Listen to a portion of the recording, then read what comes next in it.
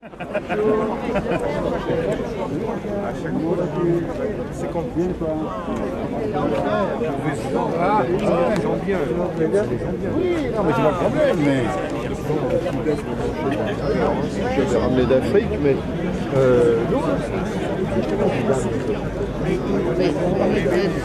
Mais vous savez, moi, je ne passe pas une vie sans dire quelque chose.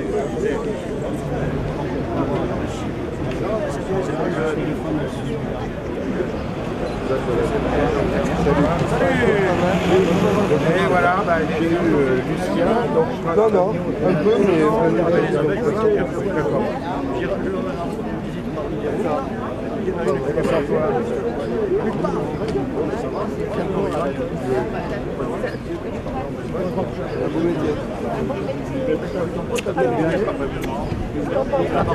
Ça coûtait pas mal. Oui, mais ça va. Bonjour. On met à l'occasion, je lui dirai la suite. Moi, ça me choque. Il y a quelqu'un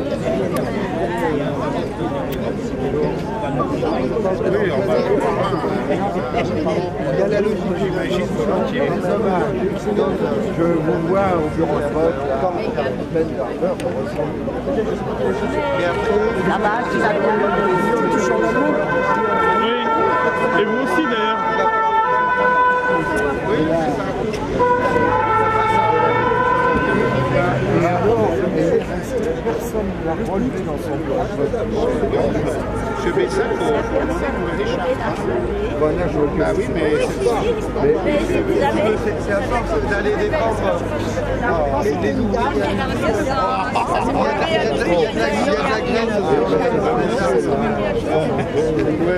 Non, ouais, c'est ça. Non, mais parfois je suis restée 12 heures sur 12.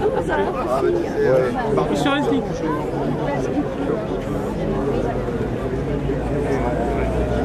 Mais je l'aime bien, c'est ma première. Oh, t'as pris le créneau. On est demain. Donc tu vas envoyer le truc, je le renvoie. Mais là, c'est un attendez, non, je vais en parler, je ne fais pas de parallèle. Attendez, le parallèle, c'est revenu. On ne peut pas comparer les deux choses, on va exagérer.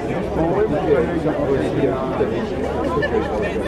on n'était pas au bout de quand maintenant, on va exagérer. Là, il faut savoir que nous, et comparer le 1945 au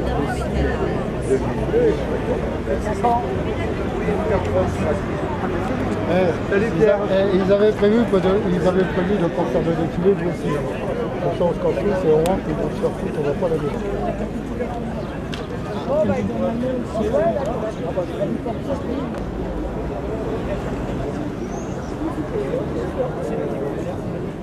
L'anniversaire de la victoire sur le nazisme en 1945 va commencer.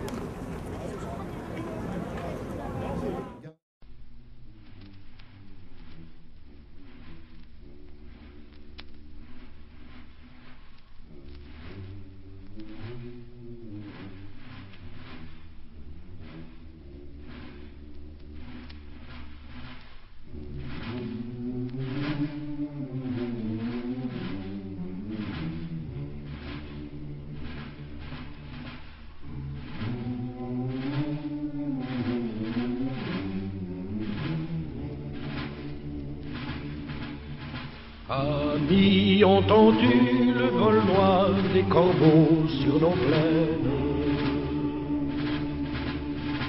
Amis, entendu les cris sourds du pays qu'on enchaîne.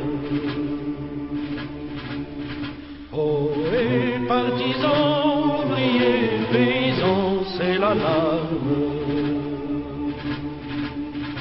Ce soir, l'ennemi connaîtra le prix du sang et des larmes.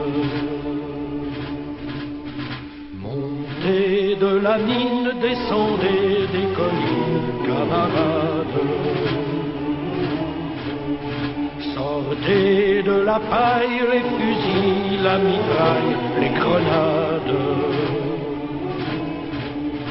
Oh, et les tueurs à la balle et au couteau, tuez vite. Oh, et à ton fardeau, dynamite. C'est nous qui brisons les barreaux des prisons pour nos frères. La haine à nos trousses et la faim qui nous pousse, la misère. Il est des pays où les gens au creux des lits font des rêves. Ici, nous vois-tu, nous on marche et nous on tue, nous on crève. Ici, chacun sait ce qu'il veut, ce qu'il fait quand il passe. Ami, si tu tombes, un ami sort de l'ombre à ta place. Demain, du sang noir séchera au grand soleil sur les routes. Chantez, compagnons, dans la nuit, la liberté vous écoute. Amis, entends-tu le vol noir des corbeaux sur nos plaines? Amis, entends-tu les cris sourds du pays qu'on enchaîne? Oh, et partisans, ouvriers, paysans, c'est l'alarme.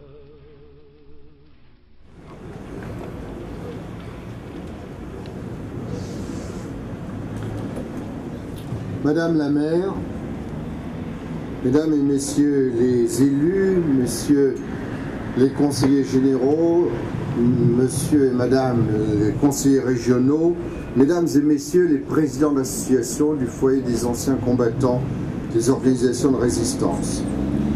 Écoutons en préambule à ce discours ce qu'on pouvait lire dès le 3 mai 1945 dans l'éditorial du journal Combat quotidien, issu de la résistance. Et parfois, il faut mieux redire un texte qu'en inventer un qui est moins fort. Je cite ce texte. D'Allemagne, de Pologne, de Hollande, de partout, nous parviennent des témoignages d'horreur. Récits et photos ajoutent chaque jour un détail plus affreux à celui de la veille. Un exemple d'aujourd'hui fait pâlir celui d'hier qui déjà, pourtant, nous semblait un comble de cruauté et de monstruosité. Tout de suite, des questions se sont posées. Doit-on raconter ces faits effroyables? Doit-on reproduire dans les journaux ces photos bouleversantes? Doit-on laisser nos enfants se pencher sur cet amas de crimes? Naguère, nous aurions dit non. Mais devant ces faux cadavres, nous avons frémi. Ces pauvres squelettes à peine revêtus d'une chair grise, ces mains tordues, disent un martyr si longuement subi, si sauvagement appliqué, que nous restons sans voix. La colère ne monte qu'ensuite, la rage aussi, une rage sans borne, faite de honte, de notre honte, de n'avoir pu éviter cela. Et c'est pourquoi il faut que revues et journaux, ici et dans le monde entier, publient ces récits et ces photos. C'est pourquoi il faut, malgré notre répulsion, les montrer à nos enfants, à tous les enfants. Ces abominables souvenirs doivent marquer leur mémoire. Cependant, c'est à nous les aînés qu'il revient de guider leur révolte. Et nous veillerons à ce que ce ne soit pas la haine pour un voisin inévitable qui germe en eux, mais la volonté d'être fort pour que le monde ne connaisse plus jamais un tel abaissement. Fin de citation. D'aucuns pourraient dire, aujourd'hui, 67 ans après, comme le déplorait déjà Jean Ferrat en 1963, dans sa chanson Nuit et brouillard, je cite, que ces mots n'ont plus cours. et que le sang sèche vite en entrant dans l'histoire. Et pourtant, des quatre coins de l'Europe, comme dimanche dernier en Grèce, où ce ne sont pas les néo-nazis, contrairement à ce que les médias disent, qui ont marqué ce scrutin, mais ce sont ceux qui, à gauche, s'opposent à la dictature de la finance, comme celle qui frappa en 1929 et après l'Europe et qui prépara le lit du nazisme. Et pourtant, en France, il y a aussi des événements. Je n'entrerai pas dans le détail, il ne faut pas confondre les manifestations. Le 6 mai, pour répondre à une interrogation dont j'étais l'objet tout à l'heure, 2012 n'a évidemment rien à voir avec le 8 mai 1945. En même temps, on ne peut ignorer que le 22 avril, 6 400 000 de nos compatriotes ont pensé trouver des solutions à leur désespérance en votant pour le Front National. Et il serait inconvenant de mettre un signe égal entre ceux qui dirigent cette organisation et ceux qui ont cru devoir s'y reconnaître. 67 ans après la capitulation sans condition de l'Allemagne nazie, 67 ans après la libération des camps de concentration et d'extermination qui firent 11 millions de victimes, 70 ans après la conférence de Wannsee, qui en organisant la solution finale devait conduire au génocide de 6 millions de juifs d'Europe, 70 ans après la rafle du Veldiv, près de 18% de nos concitoyens ont pourtant choisi de donner leur suffrage au Front National. À Marine Le Pen, dont on dit qu'elle n'a rien à voir avec son père, et pourtant, c'est cette dame qui, en janvier dernier, les médias ne l'ont pas assez répété, valsait à Vienne, en Autriche, au bras de Martin Graf, chef de file de l'aile la plus dure de l'extrême droite autrichienne, membre d'Olympia, qui est une corporation secrète, néo-nazie, pan-germaniste, antisémite et négationniste, organisation interdite aux juifs et aux femmes, aujourd'hui, en 2012. Et pourtant, lorsqu'en France, pour mieux conserver la fonction suprême, on a pendant 5 ans alimenté rancœur, jalousie, discrédité les élites et les corps intermédiaires en usant de populisme ou de victimisation, lorsqu'on a nommé un ex-membre du mouvement d'extrême droite Occident ministre, il ne faut pas s'étonner qu'ensuite on entende celui-ci parler entre lui et le Front National d'une sorte de morale commune. Et le commun étant trop, et la morale encore davantage. Je pense qu'il faut garder à chaque cérémonie sa caractéristique. Le 8 mai, ce n'est pas la journée de l'Europe. C'est la journée qui marque la capitulation sans condition de l'Allemagne nazie. Le 8 mai, c'est la fête de la libération, pas seulement de la France. C'est la libération de l'Europe tout entière, y compris de l'Allemagne à l'époque, de la dictature nazie. Et pour ce qui me concerne, puisqu'il fut déjà en débat la question d'instituer une sorte de journée de l'Europe à la place du 8 mai, je partage, parce que sur ces questions, les clivages ne doivent pas être partisans. Ils doivent être entre ceux d'un côté qui sont fidèles au combat d'hier et ceux qui se laissent glisser sur une pente négationniste, quelle qu'en soit la couleur. Je partage sur ces questions mémorielles les conclusions de la mission d'information présidée par Bernard Accoyer, président de l'Assemblée nationale. Je cite: « Il est parfois proposé de supprimer la célébration du 8 mai, de rendre férié le 9 mai. Sans aller aussi loin, compte tenu notamment de l'attachement des Français à la commémoration du 8 mai, on pourrait imaginer que le 9 mai prenne en France, dans le reste et dans le reste de l'Union européenne, une signification plus claire si elle devenait l'occasion de célébrer les jumelages à travers toute l'Europe. Fin de citation. Mais on voit bien qu'il ne s'agit pas là de célébrer une Europe dont nous ne voulons pas, celle qui nous fait souffrir, celle qui fait souffrir aujourd'hui les Grecs, les Espagnols, les Portugais, les Italiens et peut-être nous bientôt, si nous ne savons pas nous protéger. Qui n'a pas vu qu'aujourd'hui, qui dirige la Grèce, qui dirige l'Italie, qui dirige la Banque Centrale Européenne?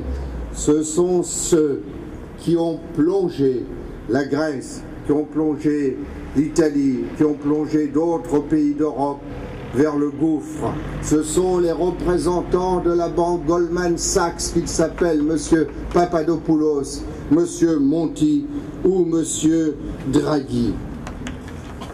Face à tout cela, il faut revenir à ce que fut le 8 mai. Ce fut la fin d'une horrible tragédie avec 60 millions de victimes. Et dans ces victimes, il y eut tous les opposants politiques, résistants, communistes, socialistes, démocrates, juifs, homosexuels, tziganes, handicapés. En choisissant l'option fourre-tout du pêle-mêle mémoriel, on participe à la déshistorisation de la pensée et de la société si caractéristique de notre période, où l'événement comme les hommes sont décontextualisés, où l'émotion nécessaire, mais qui ne peut tout expliquer, prend le pas sur la réflexion, où l'histoire devient optionnelle, par exemple, pour les classes terminales de nos lycées quand elles sont à option scientifique. Soyons assurés que la connaissance du passé est l'un des meilleurs garde-fous de la démocratie, comme le rappelle Jean-Christophe Defraigne, universitaire belge, qui écrit, je le cite, « La science permet de savoir comment faire fonctionner un train. L'histoire, de savoir que ce train peut parfois aller jusqu'à Auschwitz. » Finalement, par le souci consensuel de tout reconnaître sans rien distinguer, de tout rappeler sans rien expliquer, on s'inscrit dans une lecture simpliste, étriquée, nationaliste de l'histoire, et ainsi on contribue à la dénaturer et à la réviser. Car le 8 mai 1945, comme je l'ai dit tout à l'heure, ce n'est pas la victoire de la France contre l'Allemagne, ce n'est pas la victoire des Alliés contre le peuple allemand, c'est la victoire sur un système, sur le régime nazi, qui a cherché à nier et à détruire les valeurs fondamentales de la civilisation dans leur sens universel, le sens de la liberté, de la démocratie, de la justice, du respect des droits de l'homme et de la dignité humaine. Les réticences à célébrer le 8 mai ne sont pas nouvelles. Elles sont apparues dans notre pays dès 1975. Le président de la République de l'époque avait voulu que le 30e anniversaire du 8 mai 1945, en 1975, fut le dernier. Heureusement, tel n'a pas été le cas. Pourquoi tant de résistance, hier comme aujourd'hui, à commémorer le 8 mai 1945? Justement, parce que le 8 mai, c'est de la résistance qu'il s'agit. Au-delà de la célébration de la victoire militaire des pays alliés contre le nazisme, au-delà de la commémoration des sacrifices, des souffrances et des luttes de leur population, le 8 mai est l'hommage à tous ceux qui, dans les pays occupés comme dans les pays fascistes, ont refusé de vivre à genoux et ont eu le courage de dire non. En France, cette victoire est celle de toutes ces femmes et ces hommes de toutes obédiences politiques, communistes, gaullistes, socialistes, démocrates, de toute nationalité, de toute religion, qui, refusant d'accepter la défaite de juin 1940, l'occupation nazie et la collaboration du gouvernement de Vichy, ont été des combattants volontaires, soit dans les forces françaises libres, soit dans la résistance intérieure. Dans la tribune du 2 avril 2012 du journal Le Monde, Raymond Aubrac, disparu tout récemment, dénonçait, je le cite, « Ces dernières années, toutes les occasions ont été saisies pour faire oublier l'état d'esprit du Conseil national de la résistance dont nous sommes toutes et tous les héritiers. Il n'y a pas un article du contrat social qui n'ait été remis en cause. » Fin de citation. On comprend alors aisément que les nostalgiques buissonnistes de la France honteuse à l'étroite devise du travail, famille, patrie et tentent parfois encore ici ou là de passer, de faire disparaître ce jour commémoratif où montant de la mine à l'époque et descendant des collines, le peuple debout et en marche a brandi haut et fort l'universel triptyque de la France républicaine démocratique, liberté, égalité, fraternité.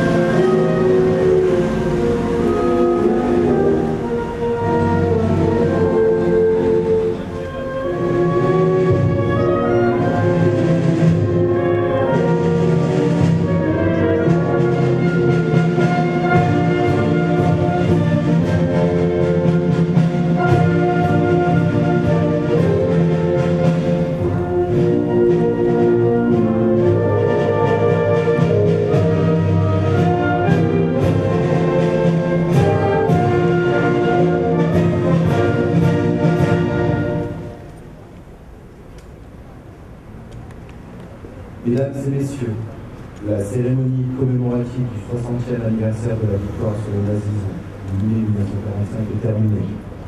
J'invite Madame la maire, Monsieur le député, Mesdames et Messieurs les conseillers régionaux et généraux, Mesdames et Messieurs les adjoints et conseillers municipaux, Monsieur le président du foyer des anciens combattants et victimes de guerre, Mesdames et Messieurs les présidents d'associations patriotiques, les anciens combattants à venir saluer les porte-drapeaux.